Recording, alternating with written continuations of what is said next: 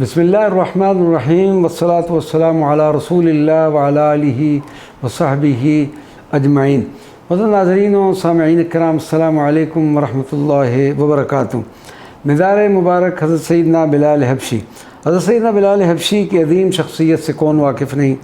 آپ کا جو مقام دربار نبوی میں تھا اس کو کون نہیں جانتا؟ حضرت سیدنا بلال حبشی امیہ بن خلف کے غلام تھے اور ان ازلی سعادت مندوں میں سے تھے جن کا شمار سابقون اولون میں ہوتا ہے۔ آپ کے مالک کو جب یہ معلوم ہوا کہ آپ مسلمان ہو گئے ہیں تو اس کا خون کھولنے لگا۔ اس نے عزم کیا کہ وہ اس جرم کی بلال کو اتنی سزا دے گا کہ اس سزا کا برداشت کرنا ناممکن ہوگا۔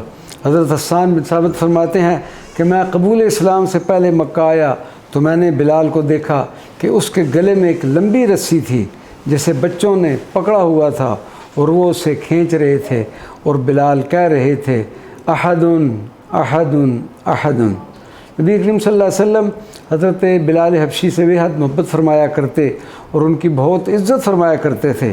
اسلام میں سب سے پہلے آپ کو اذان دینے کا شرف حاصل ہوا۔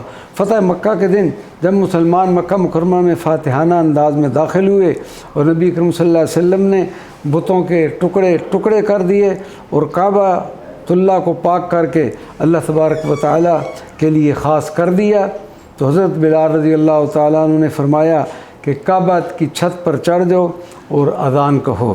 حضرت سیدنا بلال حبشی دور سیدنا حضرت ابوبکر صدیق میں ملک شام تشریف لے آئے اور دمشق میں قیام فرمایا۔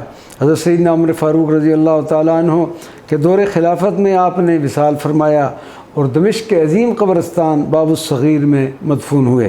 حضرت عمر فاروق کو سیدنا بلال حبشی کی وصال کی جب خبر ملی تو آپ نے روتے روتے نڈھال ہو گئے اور فرماتے تھے کہ آج ہمارا سردار فوت ہو گیا ہے۔ آپ کے مزار مبارک ایک مختصر سی عمارت میں موجود ہے جس پر سب رنگ کا گنبد بنایا ہوا ہے۔ اللہ تبارک و تعالی ہمیں سیدنا بلال حبشی کے فیوزات و برکات سے مستفید فرمائے۔ وما علینا الا البلاغ المبین۔